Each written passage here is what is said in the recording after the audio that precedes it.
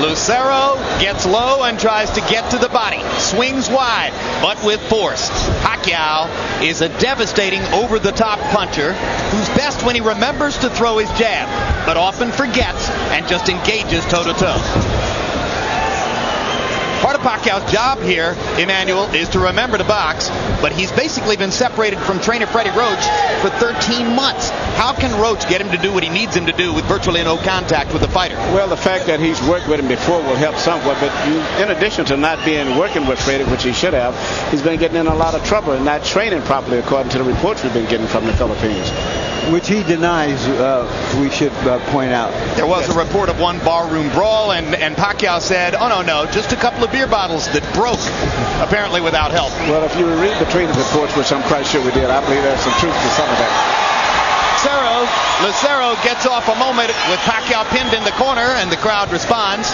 Lucero, originally from Mexico City, will have the support of this largely Mexican-American audience in the Olympics. Very unusual to have a Mexican that comes from New York. But nevertheless, he is a Mexican, and the Mexican crowd has responded tremendously to him, even though Pacquiao trained here in Los Angeles.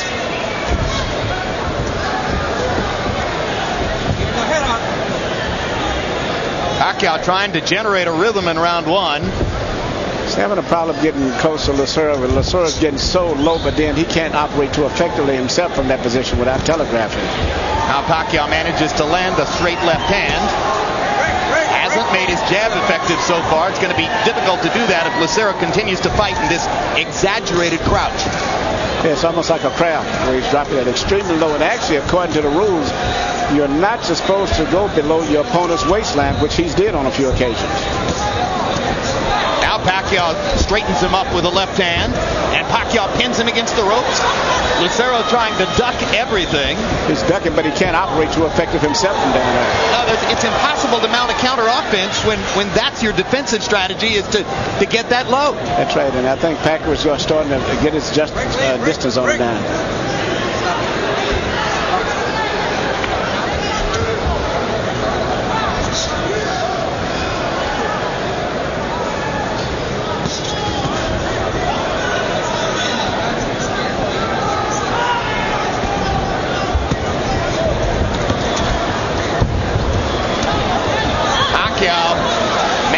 To do most of the damage here in an odd and awkward first round. Yeah, and he's trying to time the bob and weave and trying to shoot his left uppercut now as he sees him going down.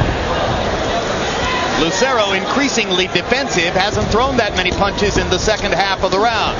As we go to the corners.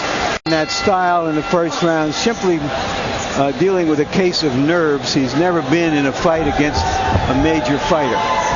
CompuBox numbers in round one. Pacquiao landing 16 out of 64, including 7 of 29 jabs.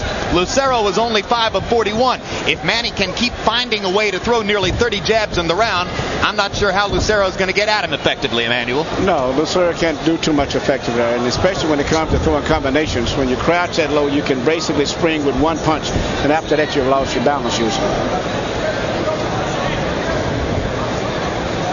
Lucero was supremely confident in his discussions with us yesterday. May have underestimated the hand speed of Pacquiao, as some opponents do. Yeah, Pacquiao's got a lot of experience. Don't forget, he's a 2-time world champion, and he's had a lot of experience. And he's gradually following the instructions of his cornerman, Freddie Roach, which is basically to jab, take your time, relax, and trigger his man out. I don't think he's going to be able to hit him to the body that effective, though. Pacquiao taking advantage of a slow break at the end of that clinch to hit Lucero with a left hand over the top. Seems to have momentarily stunned Lucero. Now Pacquiao tries to continue the attack. As the fight goes on, Lucero's going to pull his head up more and more because he's going to find himself very much out of the fight when he's bobbing and weaving that low. Well, not to mention that it's going to be physically exhausting for him to try to stay down in that crouch. Absolutely. Here's a 3-punch combination by Lucero, one of the first multiple punch combinations he's tried in the fight.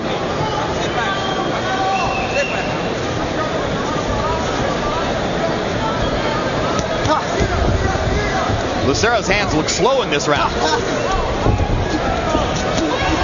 Body shot by Pacquiao and a big left hand. Again with the body.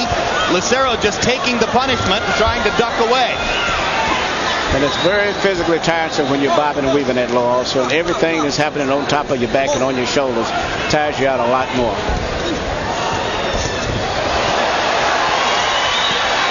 Lucero won a lot of amateur fights with this style. Golden Glove championships, New York State amateur championships. He must have just overwhelmed people.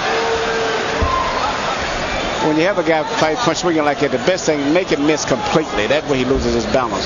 You don't block his punches. You just let him miss completely. Pacquiao lands the straight left hand again. Fight has been one-sided in terms of meaningful contact, as virtually all of the real scoring blows have been landed by Manny Pacquiao.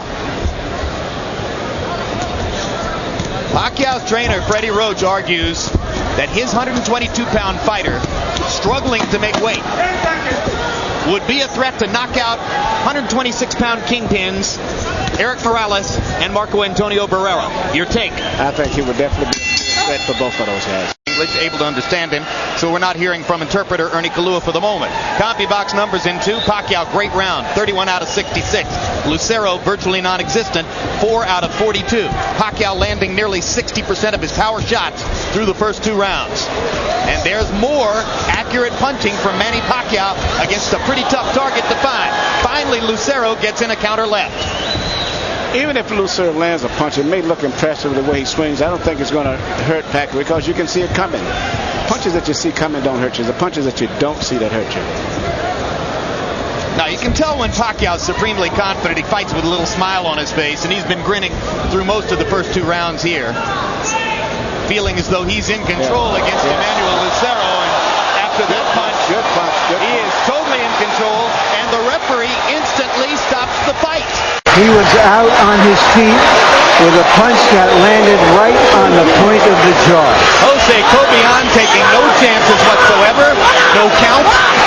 Immediate knockout on a punch that didn't even send Lucero to the canvas, but you saw the heaving response. His legs, I would have probably liked to have saw it a little longer than that, but I think eventually would have been knocked out anyway. Well, I don't think there's any question. Yeah, Larry. Well, Lucero had a great style if people were throwing coins into the ring and he was trying to pick them up.